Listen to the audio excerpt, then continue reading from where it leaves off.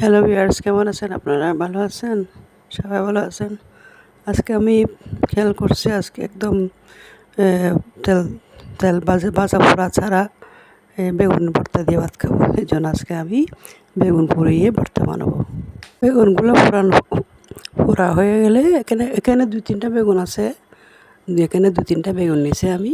বেগুনগুলো ভালোভাবে পুড়িয়ে আবার পানিতে একটু ভিজিয়ে পানিতে পানিতে ভিজিয়ে একদম ভালো করে পরিষ্কার করে ধুয়ে ফেলতেছি। এবার আমি ভালো মতো পরিষ্কার করে ধোয়ার পর এবার একটু ভালো মতো ভিতরে পোকামাকড় আছে কিনা, পোকা টোকা আছে কিনা ভালোভাবে দেখতেছি। একটু ভালো মতো দেখতে হবে, কারণ অনেক বড় বড় বেগুনে পোকা থাকে ভিতরে। এই জন্য ভালোভাবে দেখতে হবে যাতে পোকা না থাকে। ভালোভাবে পরিষ্কার আছে কিনা, পরিষ্কার হয়েছে কিনা সব কিছু দেখার পর এবার আমি একটা স্টিলের গ্লাস দিয়ে ভালো মতো ফিটিয়ে ফেলবো, একদম আমিষ করে ফেলবো।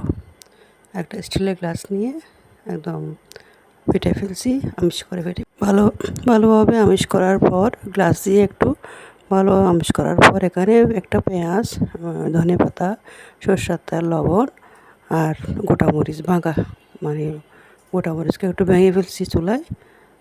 বেগুন ভর্তা যদি গোটা মরিচ পুড়ে না খায় তাহলে একটু মজা লাগে না। কাঁচামরিচ দিয়ে খাওয়া যায় না। এই পুড়িয়ে বেগুন ভর্তাটা গোটা মরিচ দিয়ে খেতে হয় না, মজা লাগে না। তারপর সব কিছু দিয়ে সব কিছু মিষ্টিতে করে তারপর মেখে ফেলবো।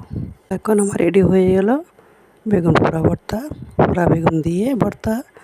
একদম তেল ছাড়া, একটু সরষের তেল দিয়ে রান্না করছি, সরষের তেল দিয়ে। তো কোনো কিছু খেতে না চাইলে এভাবে বেগুন ভর্তা বানিয়ে খাওয়া যায়, অনেক ভাত খাওয়া যায়। আপনারাও চেষ্টা করতে পারেন। তো ভালো থাকেন সবাই, সুস্থ থাকেন। আসসালামু আলাইকুম।